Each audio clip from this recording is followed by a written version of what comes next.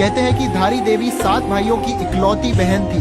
बचपन में ही माता पिता के देहांत के बाद सातों भाइयों ने धारी देवी की देखरेख की। वह भी अपने भाइयों की खूब सेवा करती थी। तभी भाइयों को पता चला कि उनकी बहन के ग्रह भाइयों के खराब हैं, तो वो बहन से नफरत करने लगे। जब वह कन्या 13 साल की थी तो उसके 5 भाइयों की मृत्यु हो गई।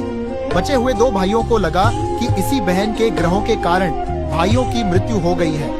फिर उन्होंने रात्रि के समय में कन्या की हत्या कर दी और उसका सिर धड़ से अलग कर दिया। सिर और धड़ को गंगा में बहा दिया।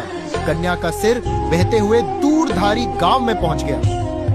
प्रातःकाल में नदी किनारे एक व्यक्ति कपड़े धो रहा था। उसे लगा कि एक कन्या डूब रही है। बचाने का प्रयास किया, परंतु पानी बहुत था, इसीलिए पीछे हटा। तभी उस सिर में से आवाज आई कि डर मत, मुझे बचा। तू जहाँ जहाँ पैर रखेगा वहाँ पर सीढ़ियाँ बनती जाएंगी।